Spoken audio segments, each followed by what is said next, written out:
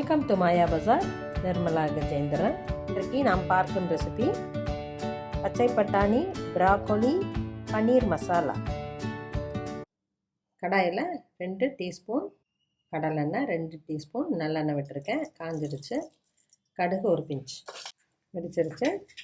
உளுந்தம்பருப்பு 1/4 டீஸ்பூன், கடலைப்பருப்பு 1/4 டீஸ்பூன், பச்சை மிளகா 1, சின்ன வெங்காயம் 7, தக்காளி சின்னதாக 1 போடுறேன், பூண்டு 4 பொடியாக நறுக்கியிருக்கேன். 1 நிமிடம் ஃப்ரை ஆகட்டும். கருவேப்பிலை கொஞ்சம், பச்சை பட்டாணி 1 கப் போடுறேன், ப்ராக்கோலி சின்னதாக 1. 1 நிமிடம் ஃப்ரை ஆகட்டும்.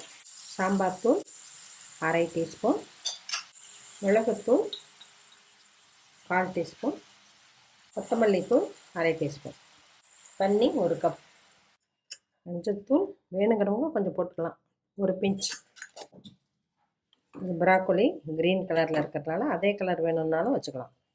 அப்புறம் மூடி போட்டு லோ ஃப்ளேமில் 5 மினிட்ஸ் வேகட்டும்.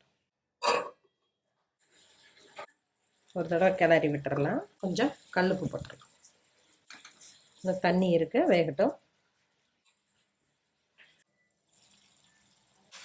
இப்போ வெந்துருச்சு, தண்ணியும் வற்றிக்கிச்சு. காலிஃப்ளவர் ப்ராக்கோலி இதெல்லாம் கரெக்டாக வேகணும். ரொம்ப குழஞ்சா டேஸ்ட்டு போயிடும்.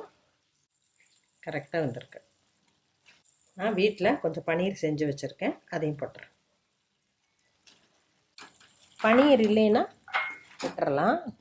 ப்ராக்கோலியும் பட்டாணியுமே டேஸ்ட்டு கொடுக்கும். இது கிரேவி இல்லைனாலும் இது சப்பாத்திக்கு ரொம்ப டேஸ்ட்டாக இருக்கும். குழந்தைங்களுக்கு பூரி சப்பாத்தியோட கொடுத்தா விரும்பி சாப்பிடுவாங்க. கொத்தமல்லி இலையை கிள்ளி போட்டுறேன். ஸ்டவ் ஆஃப் பண்ணிடுறேன்.